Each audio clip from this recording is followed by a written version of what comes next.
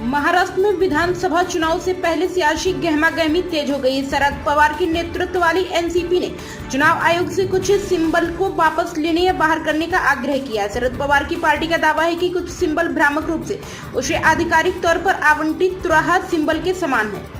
NCP ने तर्क दिया है कि निर्दलीय उम्मीदवारों को तुरही या तुतारी जैसे मिलते जुलते सिंबल को आवंटित करने से पार्टी को काफी नुकसान हुआ है और यह सभी को समान अवसर देने के सिद्धांत के खिलाफ है।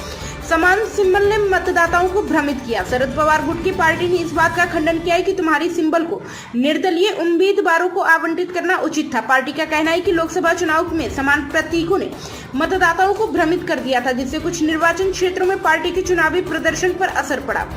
चुनाव आयोग ने पार्टी के अंदर विभाजन के बाद लोकसभा चुनाव से पहले एनसीपी को तुराहा बजाते हुए व्यक्ति चुनाव सिंबल के तौर पर सौंपा था।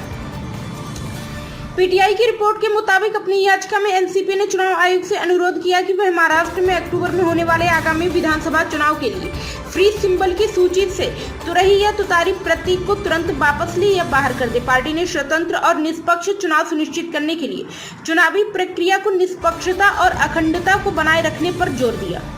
शरद पवार गुट ने आंकड़ों का दिया हवाला। महाराष्ट्र में 9 लोकसभा निर्वाचन क्षेत्रों के आंकड़ों का हवाला देते हुए एनसीपी ने इस बात पर जोर दिया है कि कैसे भ्रामक सिंबल के कारण अपेक्षाकृत अज्ञात उम्मीदवार जीत गए।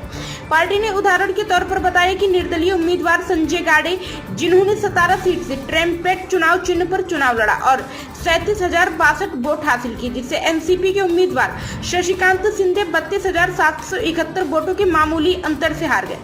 शिंदे को 5,38,363 वोट मिले। विजयी उम्मीदवार बीजेपी के उदय नराजे भोसले को 5,71,134 वोट मिले। बता दें कि हाल में लोकसभा चुनाव में महाविकास आघाड़ी ने 30 सीटों पर जीत दर्ज की है।